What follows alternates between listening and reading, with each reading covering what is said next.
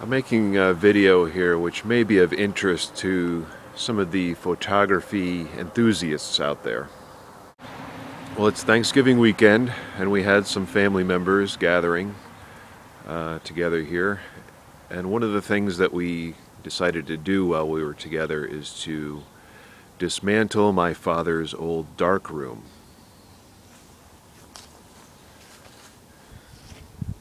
And my father had a dark room because he was really into photography as a hobby. You know, he didn't do it professionally. And his main thing was taking photos on black and white 35mm film, and he would develop it himself, you know, from developing the actual film and then making the pictures. You know, he had this projector which would, you know, shine light through the negative onto some special photographic paper, which was held in a frame on a table. And after it was exposed, he would take it out and put it in a tray full of some kind of like developing solution. And then when it was developed, he would take it out and put it into another solution which was supposed to stop the developing. A fixer, I think it's called. Then he would hang the photos up to dry, and you know, he'd make his own prints like that.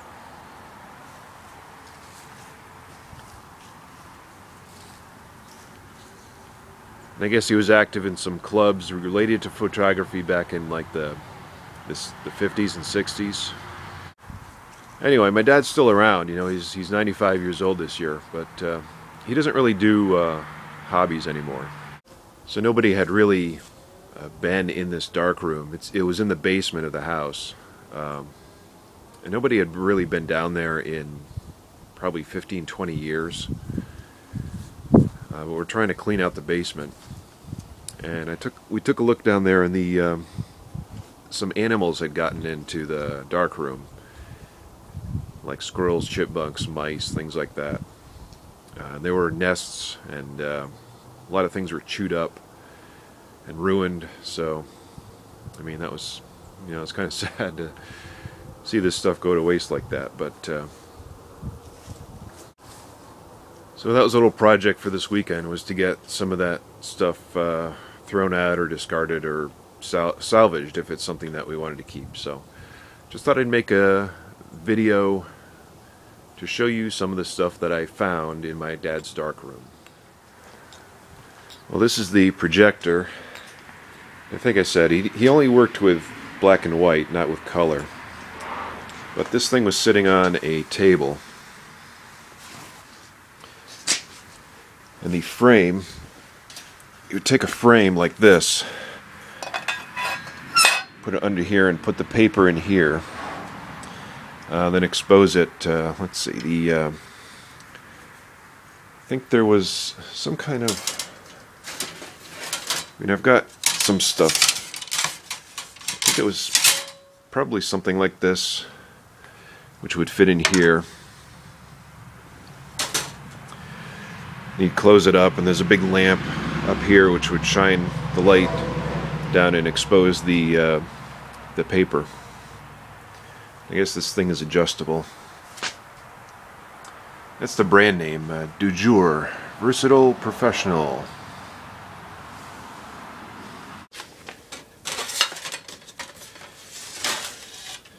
This thing's kind of interesting, sort of a measuring board.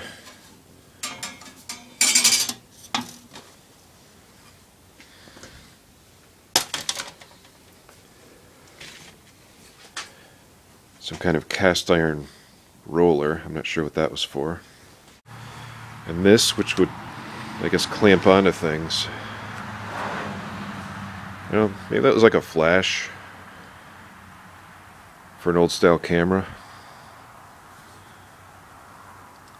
Graflex, it says. Graflex. There are a few different sizes of these things for the different sizes of photos that you wanted to develop. I remember this was the thing that he actually developed the film in. you would take the film out of the camera, and you have to do it in total darkness so you don't ruin the film. You put it in this thing, put the solution in there, and it had this agitator which had a thermometer built into it. These are the trays that he used to develop, put the solution in. It's got a spout on the side for pouring it back into the bottle.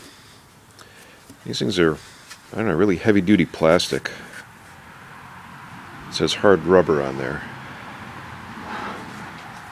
This is one that's for 8x10s.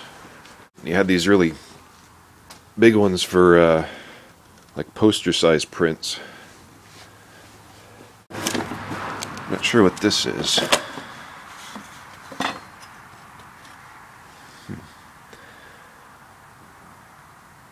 I guess these are lenses for this. You can swap out and put different lenses in there.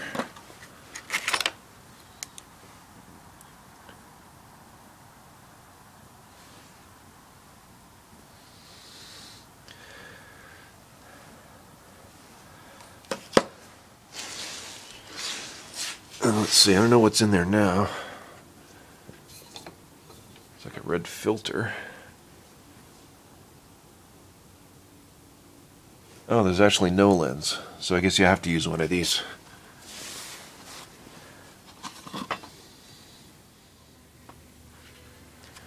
Well, this is the actual dark room in the basement. Have this door here to keep the light out. And I won't focus on this because it's kind of dirty and disgusting in here, but had sort of a workbench, and bottles and storage underneath here. I remember he had these red light bulbs, which he would, I guess the photographic paper isn't sensitive to red light, so he could work with it without ruining it and be able to see what he was doing. Sort of an aluminum reflector there. There's another one. Another thing we found in storage were these old cases with some of the prints that he made that are mounted on this cardboard. I think these are a part of some kind of competition. This is a woman who I believe I'm related to.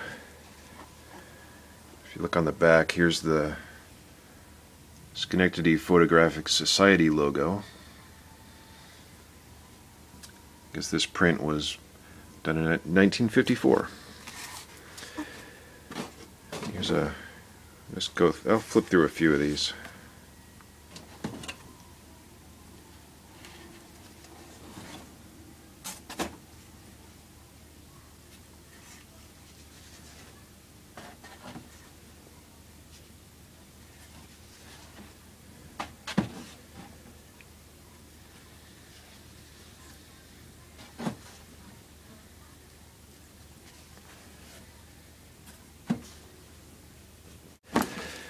Yeah, so there's that box. And here's another one,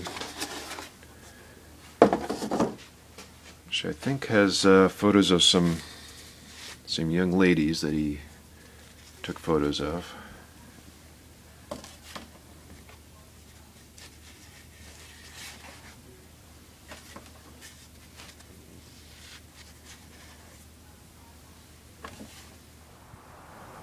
There's something else that I'm happy I found in that dark room before, we're going to hire some contractors to come in and just clear the whole thing out and probably get rid of the wall too.